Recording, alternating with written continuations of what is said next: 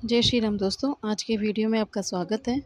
आज के वीडियो में हम बात करेंगे गरुड़ पुराण का 15वां अध्याय, जिसमें हम धर्मात्मा की उत्पत्ति के बारे में, धर्मात्मा जन का दिव्य लोकों का सुख भोग कर उत्तम वंश में जन्म लेना, शरीर के व्यवहारिक तथा पारमार्थिक दो रूपों के वर्णन के बारे में, अजपा जप की विधि के बारे में और भगवत प्राप्ति के साधनों में भक्ति योग की प्रधानता के बारे में बात करेंगे।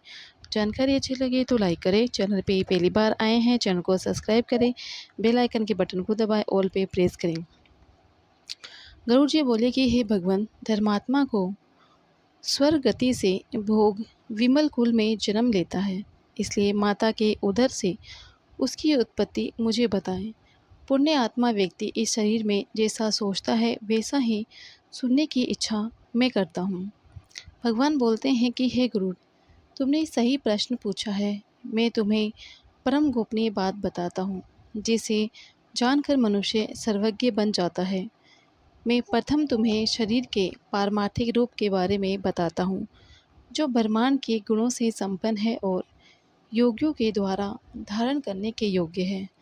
इस पारमार्थिक शरीर में जिस प्रकार योगी जन अष्टचक्र का चिंतन करते हैं और भ्रमरंध्र में सच्चिदानंद स्वरूप ब्रह्म का जिस प्रकार ध्यान करते हैं, वह सब मैं तुम्हें बताता हूँ। जैसे पवित्र श्रीमान के घर में पुण्य आत्मा जन्म लेता है, वैसे माता पिता के गुण बताता हूँ। ऋतु काल में 4 दिन तक स्त्री के पास न जाए।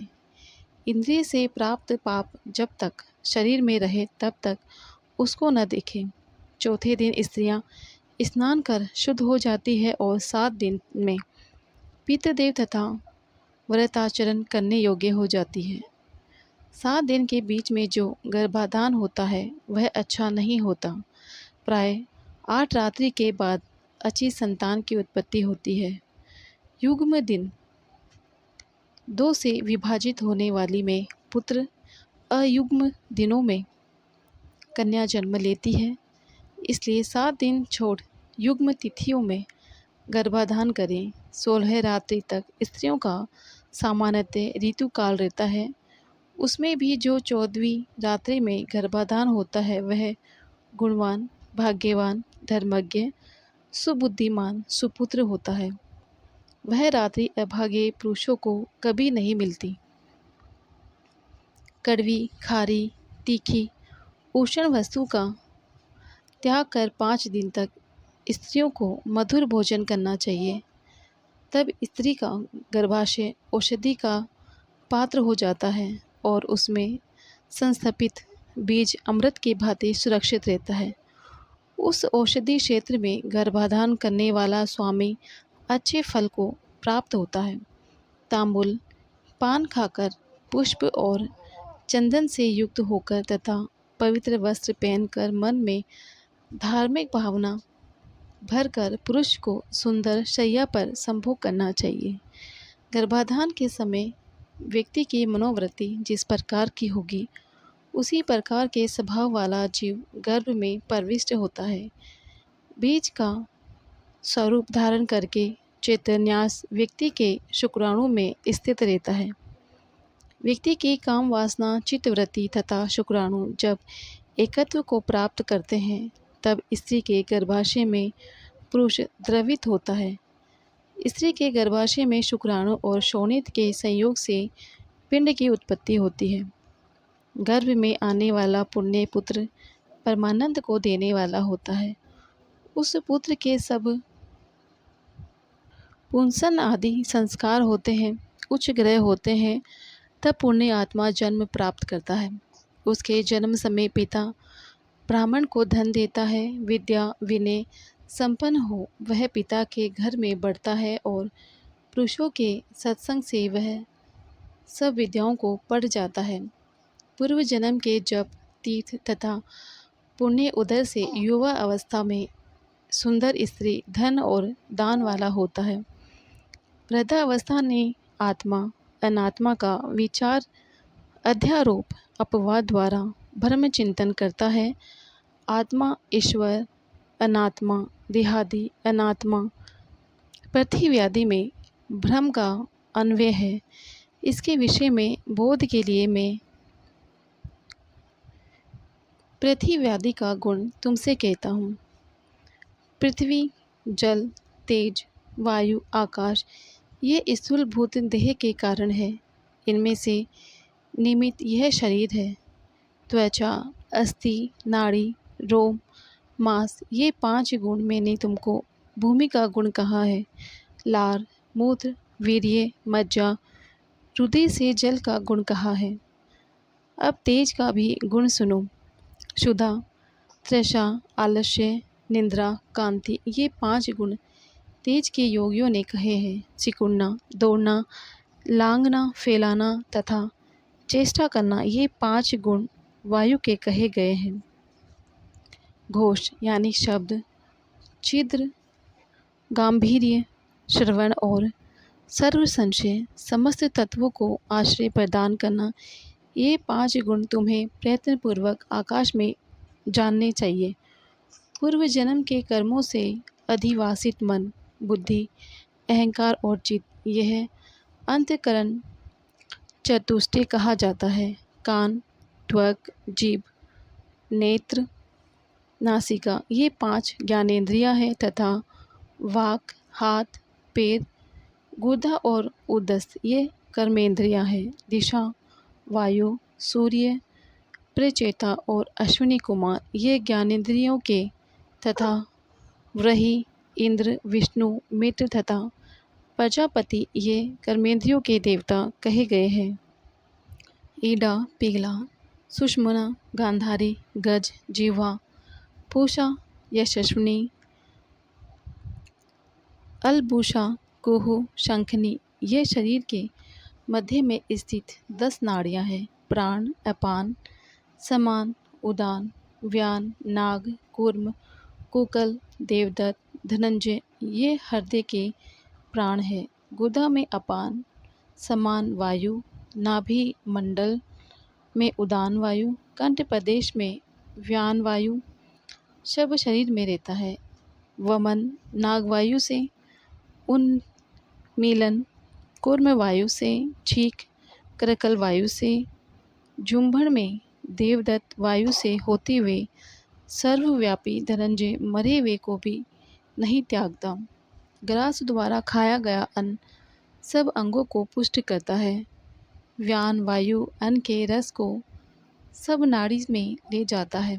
आहार किए अन्न को वायु 2 हिस्सों में विभाजित करती है। भोजन गुदा में आकर अन्न, जल ये दोनों अलग अलग हो जाते हैं। पीछे जठराग्नि के ऊपर जल, जल के ऊपर अन्न आता है। उस अग्नि के नीचे प्राण वायु धीरे धीरे पहुँचता है, अग्नि को प्रज्वलित करता है। तब वह वायु से धोखा हुआ अग्नि रस और मेल को अलग अलग करता है। उस रस को व्यान वायु सब शरीर में ले जाता है तथा बाहरी द्वार से अन्न जल को बाहर निकालने के रास्ते हैं। कान, आँख, नासिका, जिह्वा, दांत, नाभि, नाखून, गुदा, गुप्तांग तथा शिराएँ और समस्त शरीर में स्थित छिद्र एवं लोम ये 12 मल के निवास स्थान है। जैसे सूर्य से प्रकाश व्याप्त प्राप्त करके प्राणी अपने अपने कर्मों में प्रवृत्त होते हैं, उसी प्रकार ये सभी वायु अपने अपने कर्म में प्रवृत्त होते हैं। हे गरुड़, अब नहर देह के 2 रूपों के बारे में सुनो। एक व्यावहारिक, दूसरा पारमारिक है। व्यावहारिक शरीर में 3.5 करोड़ रोम, 7 लाख केश, 20 नख तथा 32 दांत सामान्यतः बताए गए हैं। इस शरीर में 1000 पल मांस, 100 पल रक्त, 10 पल मेंधा, 70 पल त्वचा, 12 पल मज्जा और 3 तल महारक्त होता है। पुरुष के शरीर में 2 कुंवड़ यानी 10 मासा का 1 कुंवड़ शुक्र और स्त्री के शरीर में 1 कुंवड़ रज होता है। समस्त शरीर में 360 हड्डियां कही गई है। शरीर में स्थूल और सूक्ष्म रूप से करोड़ों नाड़ियां हैं। इसमें 50 पल पित्त और उसका आधा अर्थात 25 पल श्लेष्म बताया गया है। निरंतर उत्पन्न होने वाले मलमूत्र की गिनती नहीं है। इस गुण वाले शरीर का नाम व्यवहारिक है। पारमार्थिक शरीर में 14 भवन, 7 पर्वत, 7 द्वीप, 7 सागर, सूर्य आदि नवग्रह है। पारमार्थिक शरीर में 8 चक्र होते हैं जो ब्रह्मांड में गुण प्राप्त होते हैं, वे इसमें भी होते हैं। उन्हीं के गुणों को मैं तुमसे कहता हूँ, जो योगियों की धारणा के स्थान है, जिनकी भावना से जीव विराट रूप में लीन हो जाता है।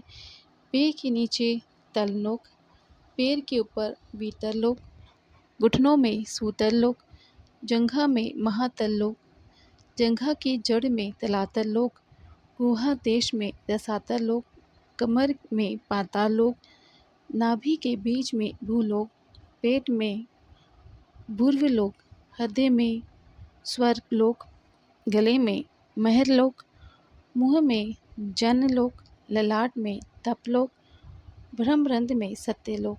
इस प्रकार 14 भवन है। त्रिकोण के मध्य में मेरु, अंध कोण में मंदर, दाहिने कोण में कैलाश, वाम कोण में हिमाचल, ऊर्ध्व रेखा में निषद, दाहिने ओर की रेखा में गंध मादन तथा बाईं ओर की रेखा में रमणाचल नामक पर्वत स्थित है। ये कुल 7 पर्वत इस पारमार्थिक शरीर में है। अस्थि में जम्बूद्वीप, मज्जा में शाकद्वीप, मांस में कुशद्वीप, शिराओं में कोचद्वीप, त्वचा में शाल्मली द्वीप, रोम समूह में गोमेद द्वीप और नख में पुष्कर द्वीप की स्थिति जाननी चाहिए। पेशाब में खारा सागर, दूध में क्षीर सागर, कफ में मदिरा सागर, खून में दही का सागर, मज्जा में घृत सागर, रस में रस का सागर, कंठ के अंतर्गत लंबिका में सुस्वर वादु जल का सागर है। नाद चक्र में सूर्य, बिंदु चक्र में चंद्रमा, नेत्रों में मंगल, हृदय में बुध, ब्रह्मांड में बृहस्पति, वीर्य में शुक्र, नाभि में शनि, मुँह में राहु, वायु में केतु तथा नवग्रह हमारे शरीर में स्थित है। इस प्रकार सर्वात्मक स्वरूप द्वारा अपने शरीर का चिंतन करें।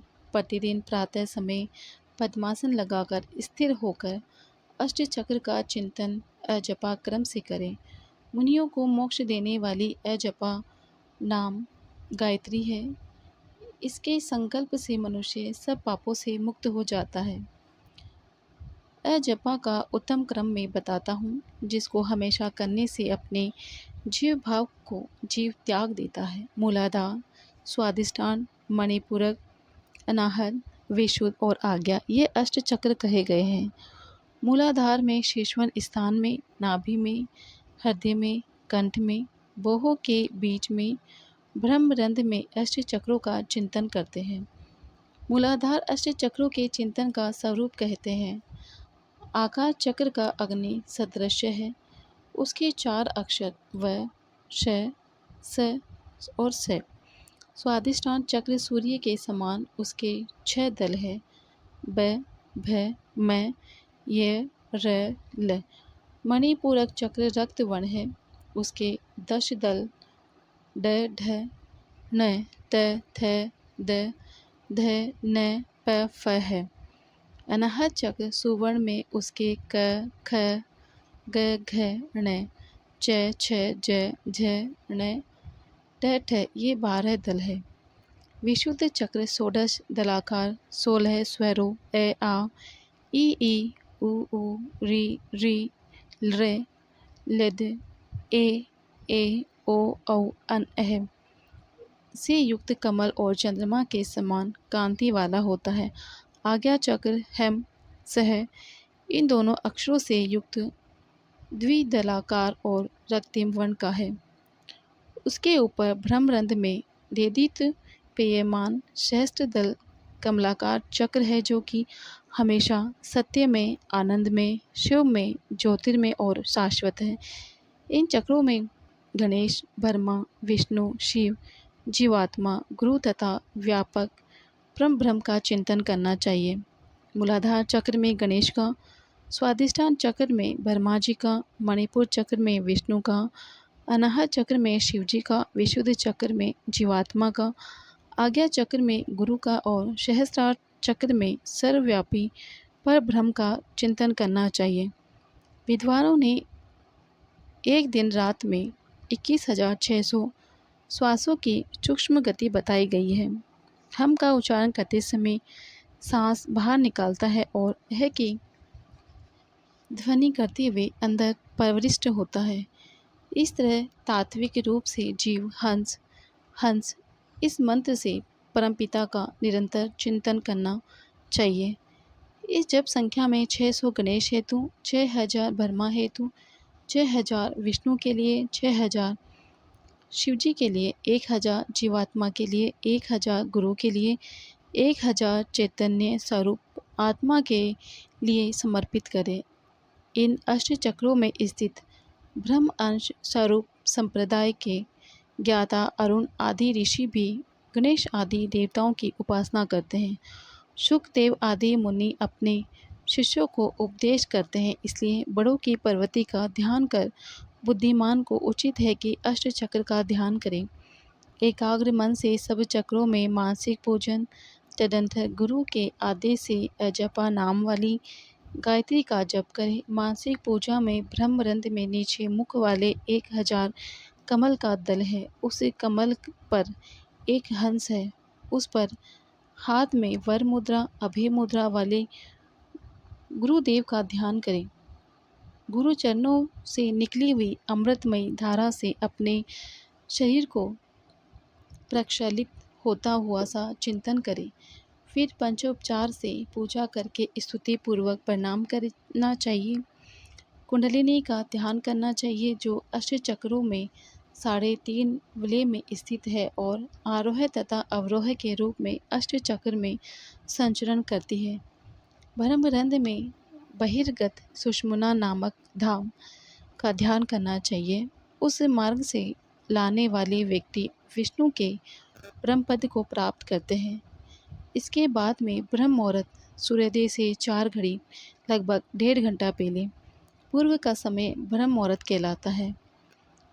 मेरे द्वारा चिंतित आनंद स्वरूप सौ प्रकाश सनातन रूप का हमेशा ध्यान करना चाहिए। इस प्रकार गुरु के उपदेश से मन को निश्चल बनाए। अपने प्रयत्न से ऐसा नहीं करे क्योंकि गुरु के उपदेश के बिना साधक का पतन हो सकता है। इस प्रकार मानस पूजन कर यथोपलब्ध उपचार से श्री हरि का पूजन करें। देह अभिमानी प्राणियों का अंतर्मुखी प्रवेश नहीं होता, अतः उन लोगों को जो बड़ी सरल तथा मोक्ष देने वाली मेरी भक्ति है उसे करनी चाहिए।